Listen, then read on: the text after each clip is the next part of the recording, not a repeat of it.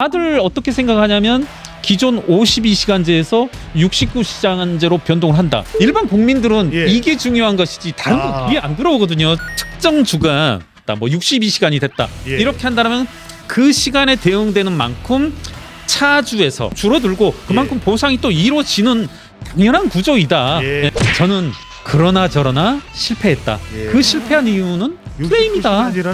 내용보다는 프레임이 앞서고 있고 69시간이라는 프레임은 그럼 누가 만들었냐? 국민의힘 윤석열 대통령이 만들어냈단 말입니다. 윤석열 대통령에서는 좀 이런 메시지가 너무 투박하지 않나? 제 생각엔 이건 프레임의 실패다. 완전한 실패이다.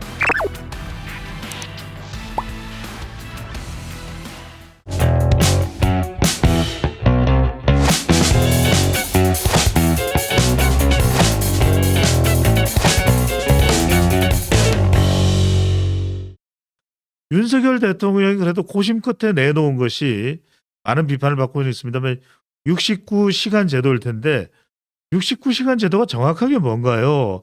아직도 뭔지 잘 모르겠고 헷갈리네요. 정확하게 69시간제의 내용이 뭡니까?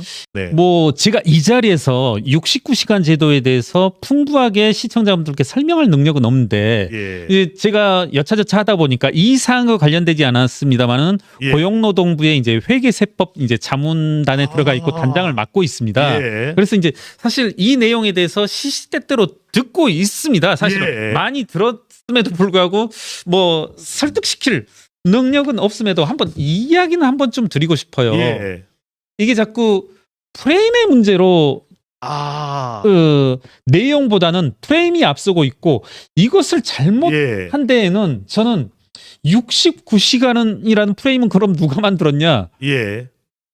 국민의힘 윤석열 대통령이 만들어냈단 말입니다. 뭐 혹은 뭐 대통령실이 이 프레임에서 실패한 것 아닌가. 다들 어떻게 생각하냐면 기존 52시간제에서 69시간제로 변동을 한다.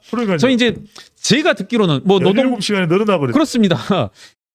일반 국민들은 이게 중요한 것이지 다른 거 귀에 안 들어오거든요. 저는 이제 뭐 여러 자리에서 사실 들었어요. 공식적인 브리핑이라기보다는 뭐 식사 자리에서도 노동부 인사로부터 듣고 만약에 특정 주간 40시간에서 뭐 59시간이 됐다. 19시간이 늘어났다. 뭐 62시간이 됐다. 이렇게 한다면 그 시간에 대응되는 만큼 차주에서 줄어드는 거죠. 그만큼 줄어들고 그만큼 보상이 또 이루어지는 당연한 구조이다.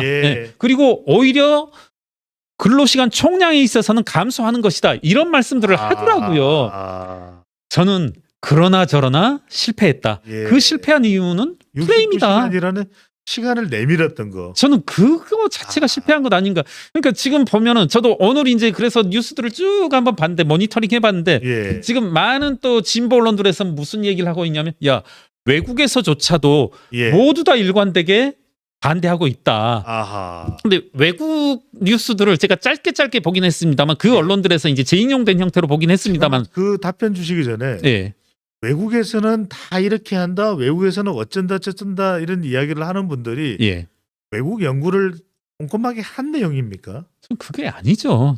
그 부분도 한번 언젠가는 몇 가지 사례를 가지고 좀 짚어봤으면 싶은데 뭐 예를 들어서 미국은 어떻게 한다. 이런 것들이 이제 대표적으로 이제 잘못된 발언일 수밖에 없는 게 미국은 이제 연방 제도를 취하고 주마다 다르거든요. 하나하나의 어떤 구체적인 제도들을 보면은 주마다 다르고 어떤 주는 하고 어떤 주는 안 하고 어떤 주는 강도가 다르고 하기 때문에 특히나 미국에 있어서는 미국은 어떻게 한다더라 이런 게 쉽게 성립하지는 않더라고요. 뭐 그 부분 언제 제가 기회가 되면 여러 가지로 한번 찾아볼 수는 있을 것 같습니다.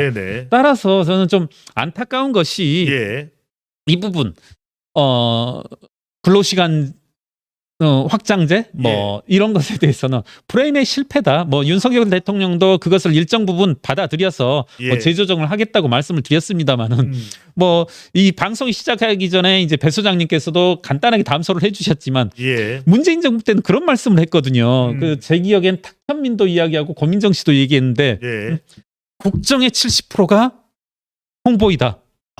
그리고 30%가 정책이다. 이런 말씀을 했거든요. 정말 어떤 내실보다는 외양을 화장을 분장을 강조했었고 제가 그 말씀을 보고서 빛 좋은 개살구네. 그렇죠. 네. 제가 이렇게 비꼬 왔었고 페이스북에서 상당히 1000개 이상을 넘는 이제 좋아요를 네.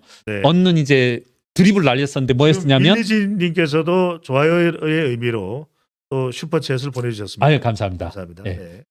문재인 대통령 고민정 씨가 70%가 홍보이고 30%가 정책이라고 하는데 그 30% 정책도 30%의 70%, 즉 21%는 정책 홍보이다. 뭐 이런 농담을 했었는데 이 윤석열 대통령에서는 좀 이런 메시지가 너무 투박하지 않나. 어떻게 보면요. 저는 이제 예측했던 게 62시간, 69시간인가요? 이 말이 나온 이상은 민주당 측에선 뻔하게 근로시간 연장이다, 죽어난다, 뭐 이런 게 나올 수밖에 없잖아. 그런 공격은 당연히 나오죠.